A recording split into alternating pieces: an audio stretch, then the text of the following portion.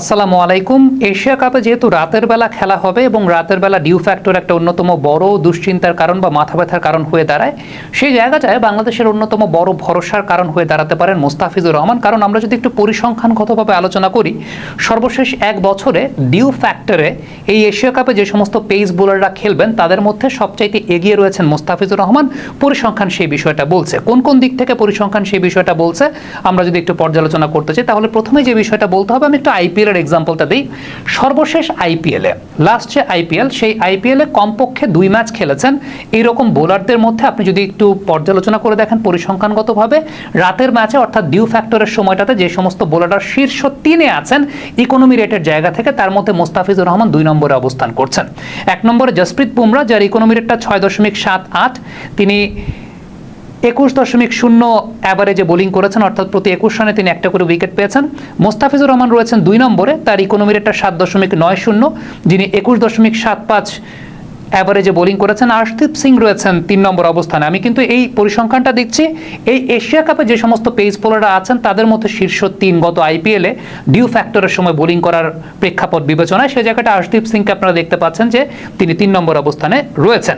এবারে আমরা সর্বশেষ এক বছরে সংযুক্ত আরব আমিরাতের মাটিতে ডিউ ফ্যাক্টরের সময়টাতে যে সমস্ত বোলাররা আসলে সমৃদ্ধশালী বোলিং করেছেন তাদের ইকোনমি রেটের জায়গাটা একটু দেখতে চাই। সেখানেও শীর্ষ 3-এর মধ্যে মোস্তাফিজুর রহমান রয়েছেন। এখানে কিন্তু আমি পেস বোলারদেরকে কনসিডার করছি না, আমি পেস স্পিনার দুটো ক্ষেত্রেই কনসিডার করছি। একদম সামগ্রিক পরিসংখ্যান সর্বশেষ এক বছরে 1 নম্বর অবস্থানে কুয়েতের মিত ভাবসার রয়েছেন, যার ইকোনমি রেটটা ছিল 4 সর্বশেষ এক বছরে সংযুক্ত আরব আমিরাতে।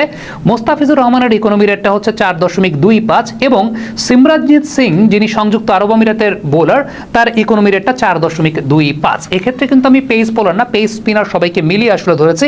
সেই জায়গায় তো মোস্তাফিজুর রহমান আসলে লিডিং করছেন বা ডমিনেট করছেন এবং 1, 2, 3-এর মধ্যে আছেন।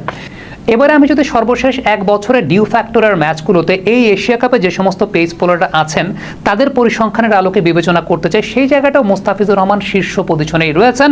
এবং এই জায়গাটা যদি আমরা একটু খেয়াল করে দেখি, 1 নম্বরে খুব সারপ্রাইজিংলি পাথিরান রয়েছেন। পাথিরানা 6.35 ইকোনমি রেটে তিনি 10 অ্যাভারেজে বোলিং করেছেন। এরপরেই কিন্তু মোস্তাফিজুর রহমান রয়েছেন, যার ইকোনমি রেটটা 6.57 এবং তার প্রতি 17 রানে তিনি একটা করে উইকেট পেয়েছেন।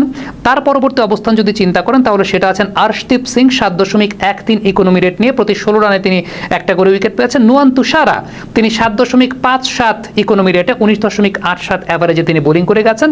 এবং তারপর আপনি বাকিগুলো দেখতে পাচ্ছেন যে শরীফুলও আছেন সেই তালিকাটাতে।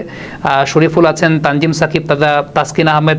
তাসকিনের ইকোনমি রেটটা অনেক বেশি, 10.03। সো আমি 3টা ক্রাইটেরিয়া আপনাদেরকে দেখালাম এবং ডিউ ফ্যাক্টরের সময়টাতে ইন্ডিয়া খুব বেশি ম্যাচ খেলে নাই।